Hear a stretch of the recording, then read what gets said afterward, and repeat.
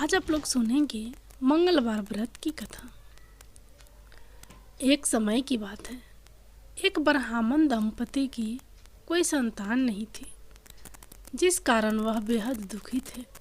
एक समय ब्राह्मण वन में हनुमान जी की पूजा के लिए गया। वहाँ उसने पूजा के साथ महावीर जी से एक पुत्र की कामना की। घर पर उसकी स्त्री भी पुत्र की प्राप्ति के लिए मंगलवार का व्रत करती थी। वह मंगलवार के दिन व्रत के अंत में हनुमान जी को भोग लगाकर ही भोजन करती थी। एक बार व्रत के दिन ब्राह्मणी न भोजन बना पाई और न ही हनुमान जी को भोग लगा सकी। उसने प्रण किया कि वह अगले मंगलवार को हनुमान जी को भोग लगाकर ही भोजन करेगी। वह भूखी प्यासी 6 दिन तक पड़ी रही। मंगलवार के दिन वह बेहोश हो गई। हनुमान जी उसकी निष्ठा और लगन को देखकर प्रसन्न हुए। उन्होंने आशीर्वाद दिया। आशीर्वाद स्वरूप ब्राह्मणी को एक पुत्र दिया और कहा कि यह तुम्हारी बहुत सेवा करेगा। बालक को पाकर ब्राह्मणी अति प्रसन्न हुई। उसने बालक का नाम मंगल रखा। कुछ समय उपरांत जब ब्राह्मण घर आया तो बालक को देख पूछा कि वह कौन है। पत्नी बोली कि मंगलवार व्रत से प्रसन्न होकर हनुमान जी ने उसे यह बालक दिया है। ब्राह्मण को अपनी पत्नी की बात पर विश्वास नहीं हुआ। एक दिन मौका देख ब्राह्मण ने बालक को कुएं में गिरा दिया। घर पर लौटने पर ब्राह्मणी ने पूछा कि मंगल कहाँ है। तभी पीछे से मंगल मुस्कुरा कर आ गया। उसे वापस देखकर ब्राह्मण आश्चर्यचकित रह गया। रात को हनुमान जी ने उसे सपने में दर्शन दिए और बताया कि यह पुत्र उसे उन्होंने ही दिया है। ब्राह्मण सत्य जानकर बहुत खुश हुआ। इसके बाद ब्राह्मण दंपति प्रत्येक मंगलवार को व्रत रखने लगे। जो मनुष्य मंगलवार व्रत कथा को पढ़ता या सुनता है और नियम से व्रत रखता है, उसे हनुमान जी की कृपा से सब कष्ट दूर होकर सर्व सुख प्राप्त होता है और हनुमान जी की दया के पात्र बनते हैं। हनुमान जी की जय। अब आप लोग सुनिए हनुमान जी की अगली कहानी। हनुमान जी की पाठशाला। लाजवती एक विधवा औरत थी। उसका एक ही सहारा था उसका बेटा सुरेंद्र। लाजवती सुरेंद्र को बड़ा आदमी बनाना चाहती थी, इसलिए वह लोगों के घरों में काम करती थी जिससे वह अपने बेटे को पढ़ा सके। एक दिन सुरेंद्र घर आया और माँ से बोला, माँ, तुम कब तक लोगों के घरों में काम करती रहोगी? मुझे अच्छा नहीं लगता। मैं पढ़ाई छोड़कर कुछ काम ढूंढ लेता हूँ। लाजवती ने उसे समझाते हुए कहा, नहीं बेटा, मैं कितना भी कष्ट उठा लूँ, पर तू अपनी पढ़ाई पर ध्यान दे। भगवान ने चाहा तो तेरी अच्छी सी नौकरी लग जाएगी। मैं उसी दिन का इंतजार कर रही हूँ। सुरेंद्र हनुमान जी का भक्त था। वह दिन रात हनुमान जी की पूजा करता रहता था। एक दिन वह हनुमान जी के मंदिर में गया और बोला, बाबा, माँ तो कुछ सुनती नहीं है। आप ही बताओ मैं क्या करूँ? आप ही उन्हें समझाओ।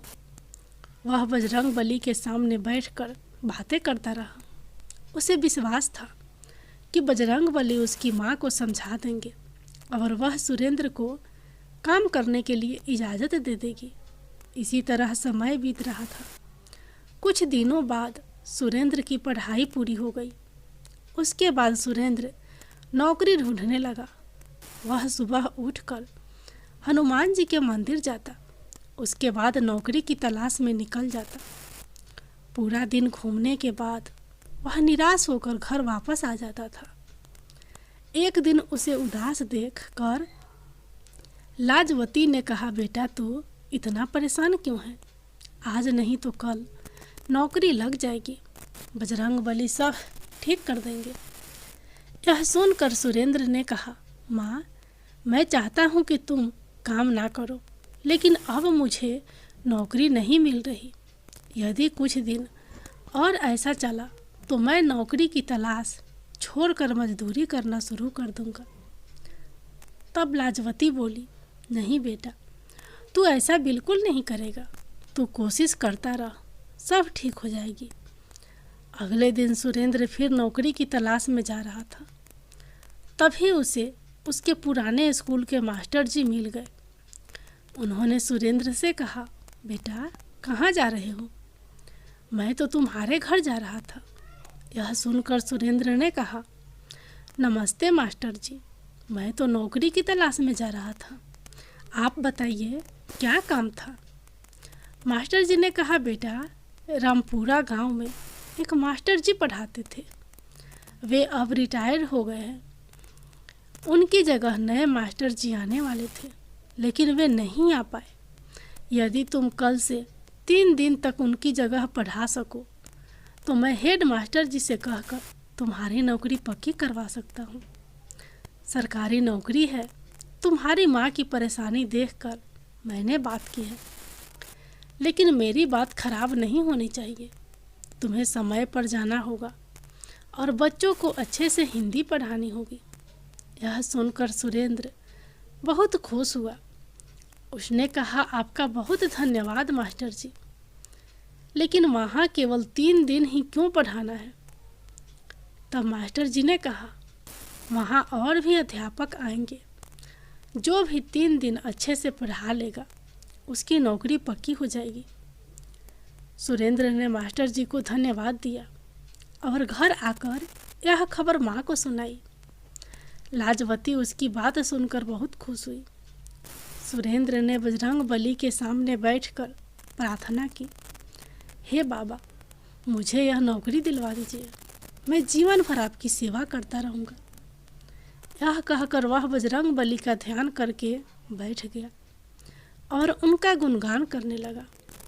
अगले दिन स्कूल में हेड मास्टर जी के एक सुंदर नौजवान खड़ा था।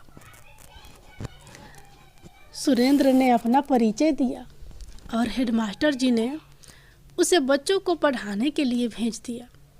कक्षा में जाते ही बच्चों ने अपने नए मास्टर जी को नमस्ते की तो मास्टर जी ने कहा, बच्चों, हमेशा नमस्ते नहीं करते, राम राम कहा करो। इससे भगवान राम तुम्हारे सारे काम बना देंगे और सामने वाला भी खुश हो जाएगा। बच्चों को नए मास्टर जी बहुत अच्छे लगे।